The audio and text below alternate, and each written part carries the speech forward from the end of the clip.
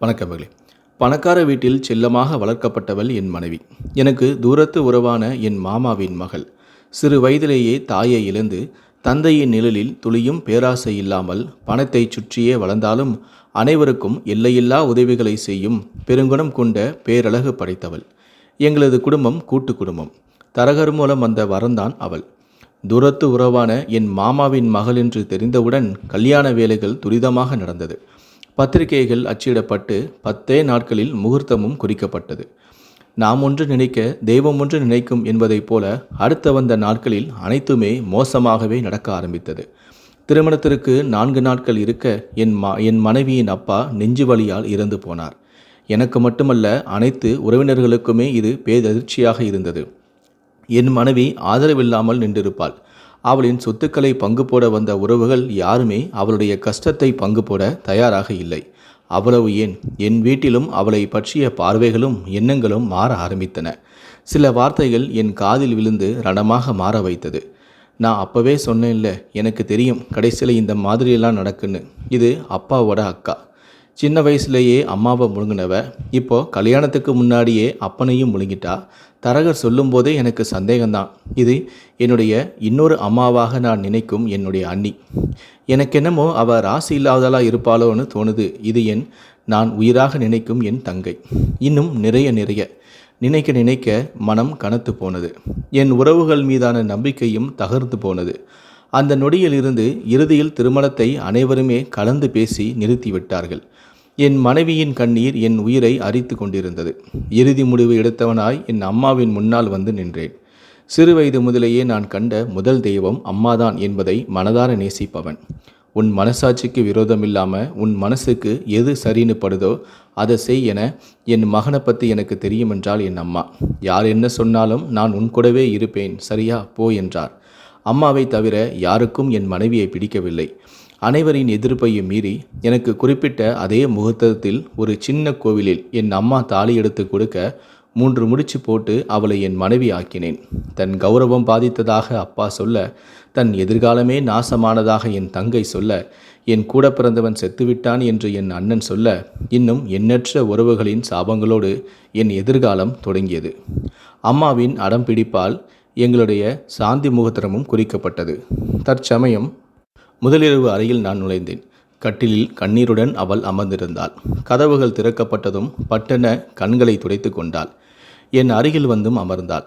இன்னும் அழுதுட்டு தான் இருக்கியா? இன்னமும் என் மேலே உனக்கு நம்பிக்கை வரல? அப்படி இல்லைங்க மாமா, என்கிட்ட வா என என் மனைவியை அழைத்து கொண்டேன். ஆதரவாக தன் மனைவியை தன் நெஞ்சோடு அணைத்தும் கொண்டேன். இங்கே இருக்கிற யாருக்குமே என்னைய பிடிக்கலை மாமா. எதுக்கு எல்லோரையும் எதிர்த்து எனக்கு தாலி கட்டினீங்க? சொல்லும்போதே குரல் தழுதழுத்து கரை புரண்டு ஓடிய கண்ணீர் என்னுடைய நெஞ்சை நனைத்தது. அவளின் கண்ணீர் நெஞ்சை நனைத்து கொண்டிருந்தது.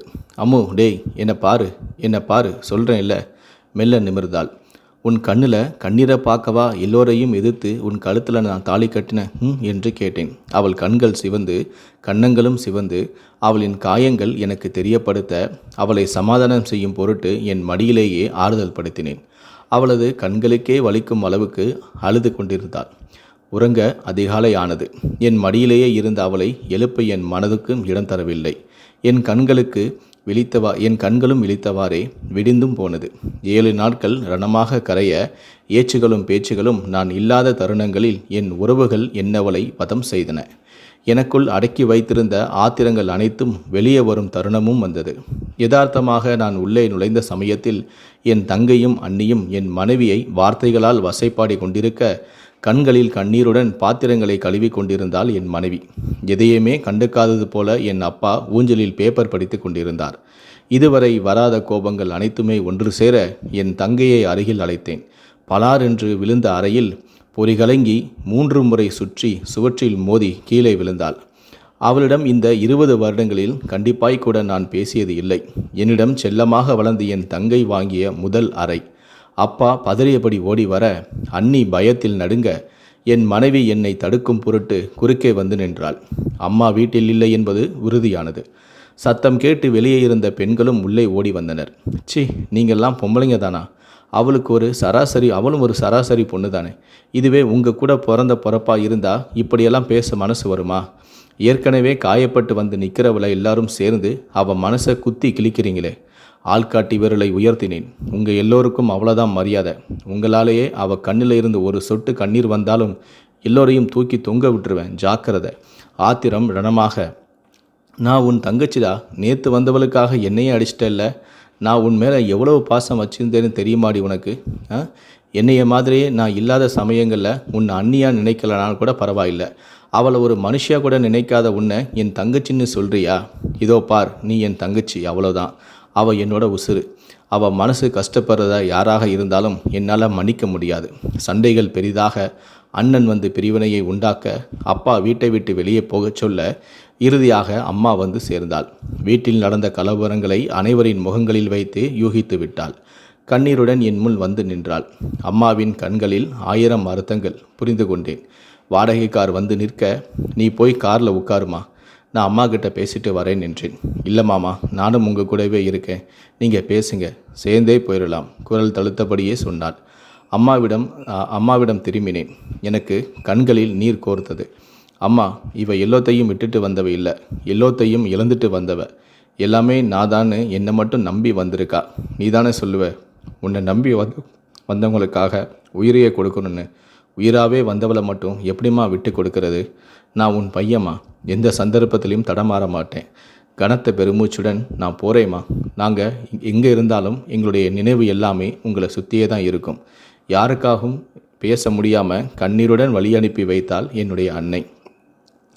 ஊட்டியில் ஒரு அழகான எஸ்டேட் கிராமத்தில் குடியேறினோம். நாட்கள் நொடிகளாக பறக்க அவள் அழுகை மட்டும் ஓய்ந்தபாடு இல்லை. கடுமையாக உழைத்தேன். 15 வருடங்கள் உருண்டோடியது. எனக்காய் என் மனைவியும் மாறினாள். ஆணின் தன்னம்பிக்கையே பெண்தான் என்பதைப் போல ஒவ்வொரு நிமிடமும் புரிய வைத்தாள். வசதியும் வந்தது. அழகான இரட்டை பெண் குழந்தைகள் அவளை உரித்து வைத்தார் போலவே இருந்தது. நீலகிரி மாவட்டத்தில் பெரிய எஸ்டேட்டுக்கு அதிபதியும் ஆனேன். குடும்பமும் அழகானது. இன்று மாம்ஸ் துணிக்காய போட்டவாறே மனைவி அழைக்க, என்ன மேடம், ரொம்ப ஹாப்பி மூடில் இருக்கீங்க போல. ஆமாம், இப்போ நீங்கள் என்ன கேட்டாலும் கிடைக்கும்.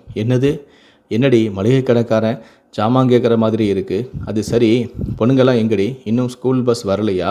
வந்துட்டாங்க மாமா, ஹோம்ஒர்க் பண்ணிகிட்டு இருக்காங்க.